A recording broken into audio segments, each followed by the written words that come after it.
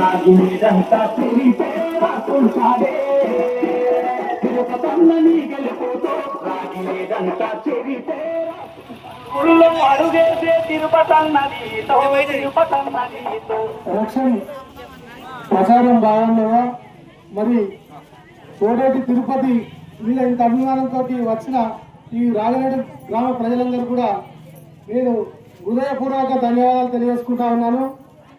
నేను గత 3 రోజుల నుంచి కూడా రాజనేటూరులో నాకు సంబంధించిన ఒక 60-70 కుటుంబాలను టచ్ చేస్తే తిరుపతి చాలా మంచోడు, కానీ తిరుపతి దగ్గర పాపం డబ్బులు లేవు అనే ఒక కాన్సెప్ట్ ఎవరైనా కూడా మాట్లాడుతూ ఉన్నారు. నేను ఏమంటా ఉన్నానంటే ఈరోజు ఒక మనిషి ఇలా 1000 రూపాయలు మనకి ఇస్తే 5 ఏళ్లలో 1825 రోజులలో రోజుకు 42 పైసలు పడతాయి. ఇలా మన ఓటు ఎంత అమ్ముకుంటున్నాం అంటే 42 పైసలకు ఓటు అమ్ముకుంటా ఉన్నాం. ఒక్కసారి గమనించాలి మీరు. ఇవాళ ఒక గరీబ్ కుటుంబం గెలవాలంటే ఇప్పటికి 3 సార్లు ఓడిపోయాడు తిరుపతి గౌడ అంటేనే. ఈ ఊరు నమ్ముకున్నాడు, ఆయన పరిస్థితి మీకు తెలుసుకోవాలని ఆశీర్వదిస్తారు అనే ఆలోచనతోటి మీకు దండం పెట్టి తిరుగుతాడు. ఒక్కసారి రాజరెడ్డి గ్రామ ప్రజలారా నేను 100% మీకు చెప్తా ఉన్నా, తిరుపతి గౌడ్ గెలిస్తే మీకు ఏమి చేయాలన్నా ఏమి చేపియాలన్నా కూడా నేను ఈ ఊళ్ళో పుట్టిన బిడ్డగా నేను ఆ ఎస్సీలలో ఉన్నట్టు నా ఇల్లు ఎస్సీలలో ఉండే మీ అందరికి తెలుసు. మా నాన్నమ్మని ఇక్కడ నేను ఎందుకు చెప్తాను అంటే ఎప్పుడు కూడా పైసలు ఉన్నోడే గుర్తుపెట్టుకోరు. ఈ తిరుపతి గౌడ్ ఇంటికి పోతే మీరు బాగా చెప్తా తిరుపతి గౌడ్ ఇంటి కాడ కూర్చుండి మీరు అడగచ్చు. అదే కానీ ఒక పైసలు ఉన్న దగ్గరికి పోతే ఏముంటుందో మీకు అర్థమవుతుంది.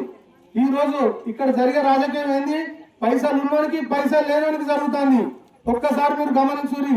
మీరు దయచేసి అందరిని కూడా అన్ని కులాలను కూడా పెట్టుకుంటా ఉన్నా. ఇక్కడ మరి మా గౌడ సంఘం కూడా దరిదాపు 800 ఓట్లున్నాయి.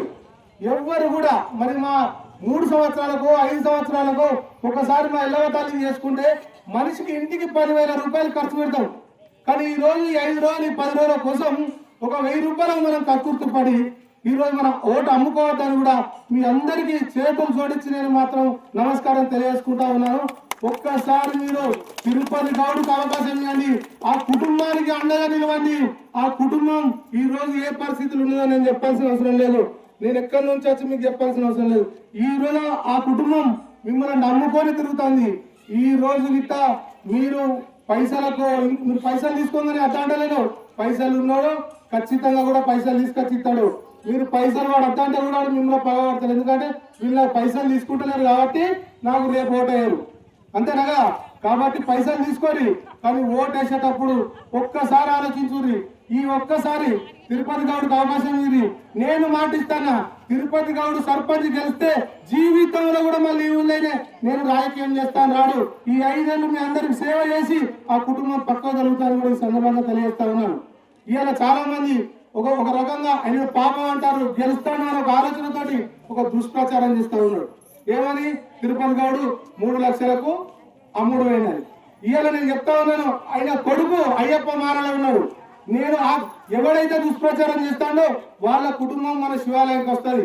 మీకు దమ్ము ధైర్యం ఉంటే మీరు ఆ శివాలయం రాని. గట్టిగా మాటలు చెప్పడం కాదు, ఏదైనా ఉంటే కూడా నిర్ధారణ చేయాలి. ఒక గరీబోని పట్టుకొని ఒక బలం లేని పట్టుకొని నేనేమైనా చేస్తా అంటే నడవదు. ఎవరికి కూడా ఎవరో ఒకరు ఉంటాడు, ఆ దేవుడు ఉంటాడని మనం ఏమైతే అనుకుంటూ ఆపద వచ్చినప్పుడు తిరుపతి గౌడ్ కూడా ఒక మనిషి అనేటోడు ఉంటాడు. ఎవరైనా నేను ఎందుకు చెప్తారా ఇవన్నీ అంటే కూడా నువ్వు సాయం చేయకపోతే అయితే సాయం చేయి, కానీ ఒక వ్యక్తి మీద క్యారెక్టర్ అసోసియేషన్ చేయకు, తప్పుడు ప్రచారం చేయకు. నువ్వు ఓటడుకో, నీ పైసలు ఉంటే ఓటుకు 5,000 రూపాయలు, నీ దమ్ము ధైర్యం ఉంటే కొట్లాడు. నీకు 10 ఎకరాలు ఉండొచ్చు, నీకు 100 ఎకరాలు ఉండొచ్చు, నేను కాదనా.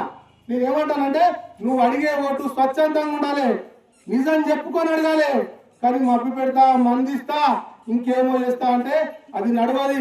రాగానేటి ప్రజలు నేనైతే అనుకుంటా ఉన్నాను, అందరూ తేలుకున్నారు. దరిదాపు నేను అనుకుంటున్నా తిరుపతి గౌడ్ని అత్యంత మెజారిటీతో మీరు ఆశీర్వదిస్తారని కూడా నేను ఈ సందర్భంగా ఆశిస్తూ మీ అందరు కూడా ఒకసారి దండం పెట్టి చెప్తున్నా. ఈ రాగానేటి గ్రామ ప్రజలారా, మీరు ఇళ్ళలో ఉన్నారు కావచ్చు, ఇంకెవరు కానీ ఒక్కసారి ఓటేసేటప్పుడు ఆలోచించురి. తప్పకుండా కూడా తిరుపతి గౌడ్ కత్తెర గుర్తు మీద మీరు ఓటేయాలని గెలిపించాలని కోరుకుంటూ మరొకసారి తెలియజేస్తూ ధన్యవాదాలు.